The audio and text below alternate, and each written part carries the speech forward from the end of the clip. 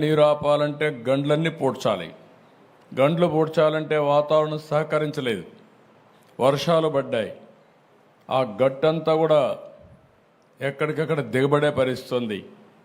దాంట్లో మళ్ళా ఒక లారీయో ఒక ట్రాక్టరో తీసుకపోతే లేకుంటే ఒక ప్రొక్లైన్ తీసుకపోతే అది కూడా కూరకపోయే పరిస్థితి వచ్చింది. అయినా ఎక్కడికక్కడ మళ్ళీ దాన్ని లాక్కుంటూ మళ్ళీ పెద్ద పెద్ద బోల్డర్లు తీసుకొచ్చి ఓసారి ప్రవాహానికి అడ్డుగా కట్టాలంటే మట్టేస్తే కొట్టుకొని పోతుంది, ఇసుకేస్తే కొట్టుకొని పోతుంది. అలాంటప్పుడు దగ్గర 100 టన్నులు ఒక రాళ్ళు తీసుకొచ్చి పెద్ద పెద్ద బోల్డర్స్ తీసుకొచ్చి అక్కడ వేస్తే దానిపైన మళ్ళా మట్టేసి కన్సాలిడేట్ చేసి ఒక విధంగా చెప్పాలంటే ఒక యుద్ధమే చేశాం. అక్కడ కడాన ఆర్మీ వాళ్ళు చెప్పారు, మా వల్ల కూడా కావలేదు, మేము చాలా టెక్నాలజీ చూసాం కానీ ఇలాంటి టెక్నాలజీ మా దగ్గర లేదని వాళ్ళ చేతులు ఎత్తేస్తే కాదని మన వాళ్ళు నిరూపించారు. దానికి మనస్ఫూర్తిగా ఇరిగేషన్ డిపార్ట్మెంట్ని రామానాయుడు కూడా అభినందిస్తున్నా. అది జరిగిన తర్వాత మీరు చూస్తే ఏమాత్రం సిగ్గుపడకుండా ఒక రాజకీయ పార్టీ ఇంకా కూడా మాట్లాడే పరిస్థితికి వచ్చారు. ఇంకో పక్కన మీరు చూశారు, ఒక్కొక్క బోటు 50 టన్నుల వెయిట్ ఉండే బోట్ని, అది కూడా ఏదైతే ఎవరైనా బోట్ ఉంటే ఆ బోట్ని జాగ్రత్తగా పెట్టుకుంటాం. అలాంటిది 3 బోట్లు ఒకటిగా కట్టి 11,40,000 క్యూసిక్స్ ఆఫ్ వాటర్ నదిలో వస్తూ ఉంటే అప్పుడు ఈ వదిలిపెట్టారు. ఇప్పుడు మాట్లాడుతున్నారు ఎట్టొచ్చాయో తెలియదని. ఈ 4 వచ్చి కౌంటర్ వెయిట్ అని కాలముకు మధ్య సపోర్టింగ్ కడతాం. అది కూడా 15 టన్నుల వెయిట్ ఉండే కౌంటర్ వెయిట్ నుంచి గుద్దాయి. ఆ హైట్కి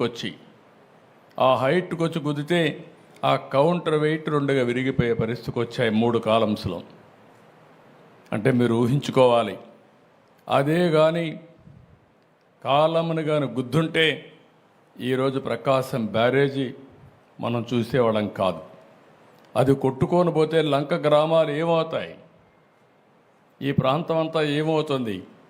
కనీసం అలాంటి బాధ్యత లేకుండా చేసి ఆ రోజు ఇదే చేశారు. బాబాయిని చంపేసి గుండెపోటుగా చిత్రీకరించిన వాళ్ళు ఇప్పుడు బోట్లు వదిలిపెట్టి మాకు తెలియదనే పరిస్థితికి వచ్చారు. కనీసం ఓనర్స్ అనేవాళ్ళు ఆ బోట్లు క్లెయిమ్ చేయలేదు, వచ్చి కొట్టాయి. 3 రోజులు మనం మన పనుల్లో ఉన్నాం. చూస్తే దానికి వైఎస్ఆర్ కాంగ్రెస్ పార్టీ కలర్స్ ఉన్నాయి. అయితే ఒక్కడు కూడా మాట్లాడకపోతే ఆ నెంబర్లు తీసుకొని వెరిఫై చేస్తే వీళ్ళంతా కూడా వైఎస్ఆర్ కాంగ్రెస్ పార్టీ ఫాలోయర్స్. అదే మరిగా ఇదే బోట్లు దొంగ ఇసుక వ్యాపారాన్ని చేయడానికి వినియోగించిన బోట్లు ఇవన్నీ. అంటే మనం గుర్తుపెట్టుకోవాలి, నేరాలు ఘోరాలు చేసే దుర్మార్గులు ప్రజా జీవితంలో ఉండి ప్రజల జీవితాలను అతలాకుతలం చేసే పరిస్థితికి వస్తున్నారు. నేను ఒక పక్క వరదలు వచ్చాయి, వరదల్ని ఏ విధంగా ఆదుకోవాలి, అక్కడికి పోతే భయంకరమైన పరిస్థితులు.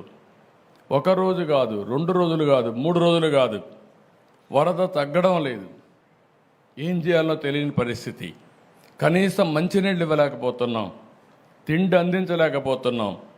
బోట్లు పంపిస్తే ఎన్డీఆర్ఎఫ్ లాంటి సంస్థ ముందుకు సాగలేక ఆ వెలాసిటీ, ఆ ఫోర్స్ వల్ల వెనక్కి వచ్చే పరిస్థితి వస్తామని మేము కూడా కొట్టుకొని పోతామని హెలికాప్టర్లు పెట్టాం.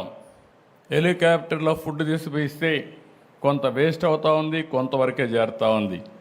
డ్రోన్స్ పెట్టాం, ఎందుకంటే వీళ్ళంతా ఫుడ్ తీసుకుపోతే వీళ్ళు కూడా దిగలేక కొట్టుకొని పోతామని భయంతో ఇసిరేయడం మొదలుపెట్టారు. దానివల్ల కూడా ఇబ్బందులు వచ్చాయి. అప్పుడు డ్రోన్లు పెట్టి ఇక్కడి నుంచి నేరుగా బిల్డింగ్ పైకి పంపించే పరిస్థితికి వచ్చాం. ఇన్ని అవస్థలు పడితే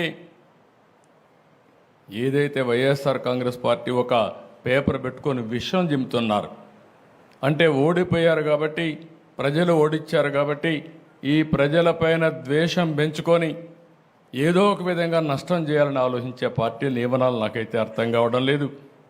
ఇలాంటి పార్టీలు ఈ రాష్ట్రంలో ఉండడమే మన దురదృష్టం అని చెప్పి కూడా నేను మీకు తెలియజేస్తాను. భారతదేశ చరిత్రలో ఎక్కడా ఇలాంటి పార్టీ ఉండదు.